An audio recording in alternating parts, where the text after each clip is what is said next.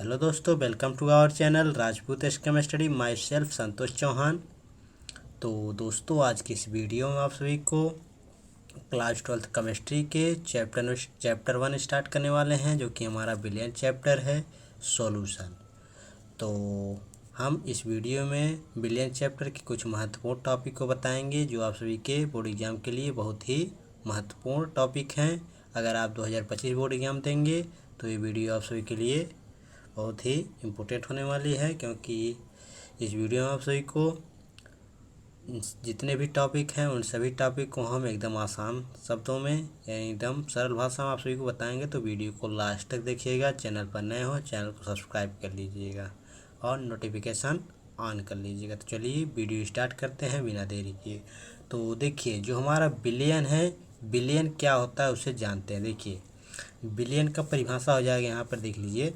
Billion का दो या दो से अधिक पदार्थों के समांगी मिश्रण को बिलियन कहते हैं।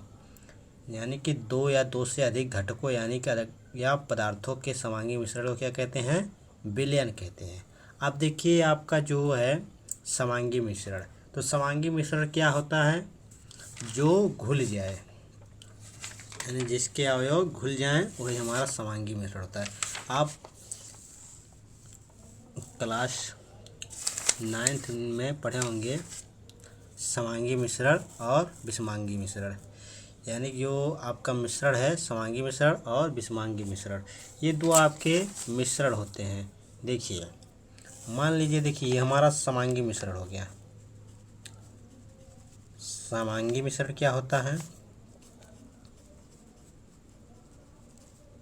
और एक होता है विषमांगी मिश्रण।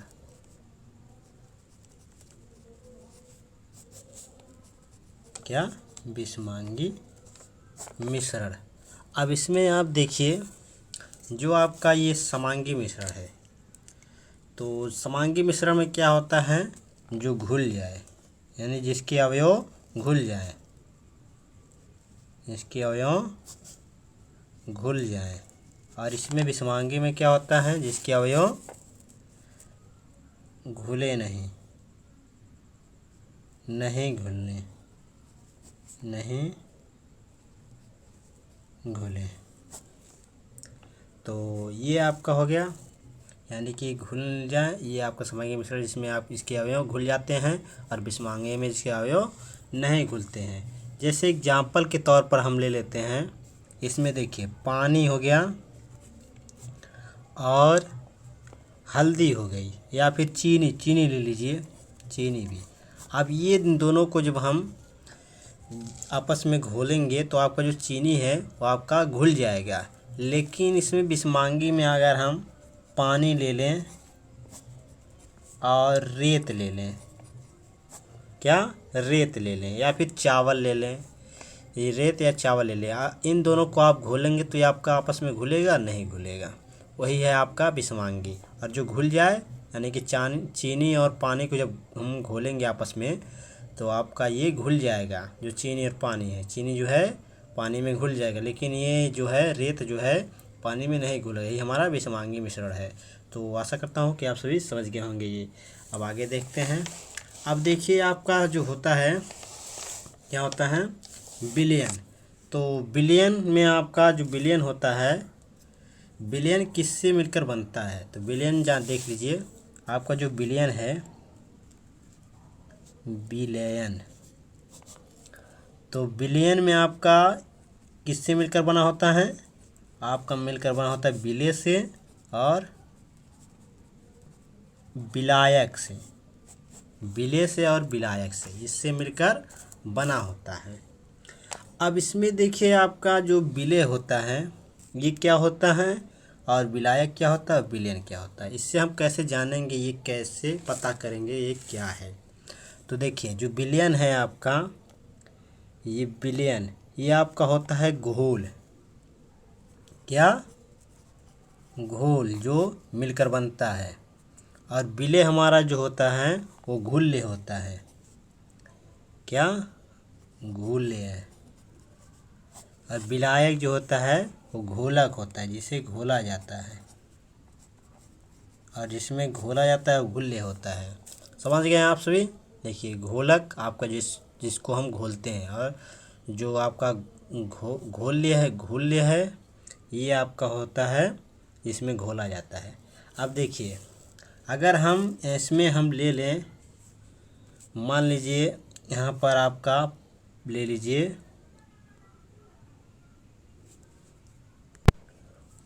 इसमें देखिए आपका घोल लिया यानी जिसे हम घोलते हैं, और घोलक जो है आपका जिसमें घोलते हैं, जिसे घोलते हैं वो आपका विलय होता है यानी घुल्य होता है, और जिसमें घोलते हैं वो विलायक होता है यानी घोलक।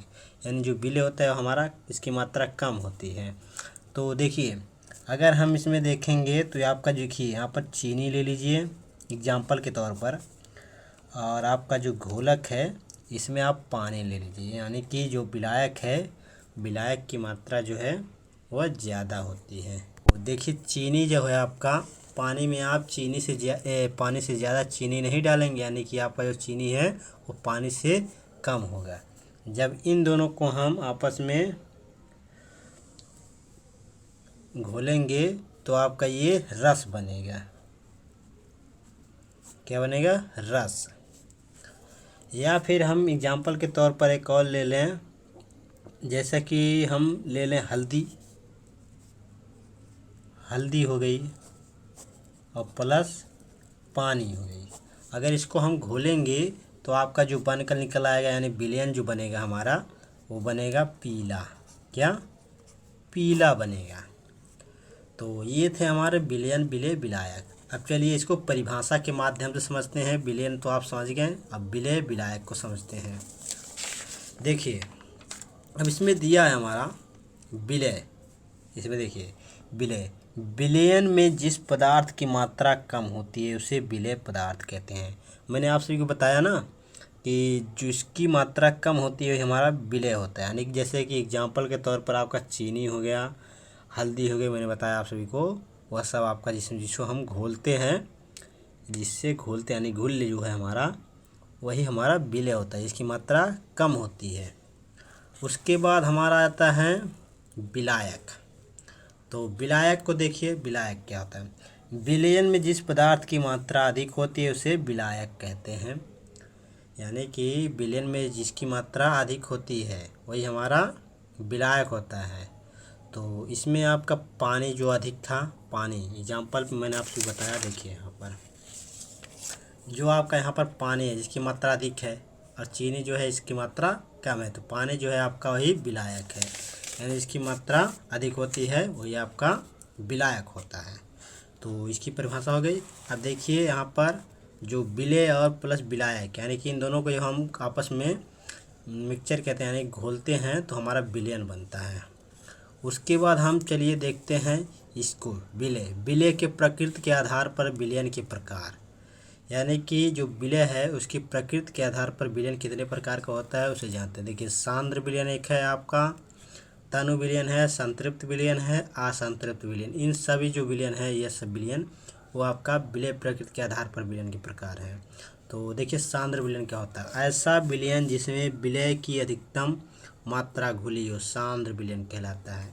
यानी कि ये भी आपका विलेय पदार्थ की तरह है, यानी कि विलायक या विलेय की, यानी इसमें है कह रहा है ऐसा विलयन जिसमें विलेय की अधिकतम मात्रा घुली हो, यानी कि जो विलेय है उसकी अधिक मात्रा घुली हो वही हमारा क्या कहता है? सांद्र विलयन कहलाता है।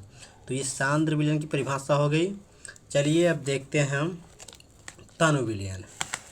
तो तनु विलयन क्या होता है? देखिए ऐसा विलयन जिसमें विलेय की मात्रा बहुत कम होती है तनु विलयन कहलाता है। यानी किसका जो सांद्र विलयन है इसका विपरीत होता है तनु विलयन। इसमें अधिक होता है और इसमें कम होते हैं। तो ये भी आप समझ गए होंगे। उसके बाद चलिए संतृप्त विलयन और असंतृप्त विलयन देखते हैं। तो देखिए संतृप्त विलयन क्या होता है? स्थिर ताप पर वह विलयन जिसमें विलेय की अधिकतम मात्रा घुली हो संतृप्त विलयन कहलाता है। इसमें भी आपको वही है स्थिर ताप। इसमें देखिए विलयन यानी कि इसमें विलेय, लेकिन इसमें आपका जो असंतृप्त विलयन है इसमें स्थिर ताप पर कह दिया है। स्थिर ताप पर वह विलयन जिसमें विलेय की अधिकतम मात्रा घुली हो संतृप्त विलयन कहलाता है। तो ये संतृप्त विलयन हो गया। अब चलिए असंतृप्त विलयन देखते हैं। तो देखिए असंतृप्त विलयन क्या होता है। यदि विलयन में विलय की मात्रा संतृप्त विलयन की अपेक्षाकृत कम घुला हो, असंतृप्त विलयन कहलाता है। यानी कि जो आपका असंतृप्त विलयन है, इसमें इसकी जो मात्रा है विलयन में कम घुला हो, यानी कि विलयन में जो है कम घुला हो, यह असंतृप्त विलयन कहलाता है। यह असंतृप्त विलयन हो गया। देखिए अब हमारा विलय की प्रकृति के आधार पर विलयन के प्रकार तो खत्म हो गए। अब विलायक की प्रकृति के आधार पर विलयन के प्रकार को देखते हैं। तो इसमें आपका इसमें जो आपका विलायक की प्रकृति के आधार पर विलयन के जो प्रकार हैं, 3 प्रकार हैं: ठोस विलयन, द्रव विलयन, गैस विलयन। तो देखिए वह विलयन जिसमें विलायक ठोस अवस्था में होता है उसे ठोस विलयन कहते हैं। यानी कि वह जिसका विलायक ठोस अवस्था में होता है, ठोस विलयन कहलाता है। यह ठोस विलयन की परिभाषा हो जाएगी। उसके बाद द्रव विलयन, वह विलयन जिसमें विलायक द्रव अवस्था में होती है। यानी कि जो विलयन है वह उसमें विलायक की जो द्रव अवस्था में अगर होगी तो ही हमारा द्रव विलयन कहलाता है। अब गैस विलयन क्या होता है। देखिए वह विलयन जिसमें विलायक गैस अवस्था में होता है वही हमारा क्या कहलाता है, गैस विलयन कहलाता है। तो ये हमारा गैस विलयन हो गया। चलिए आगे देखते हैं हम। आगे हमारा है सांद्रता।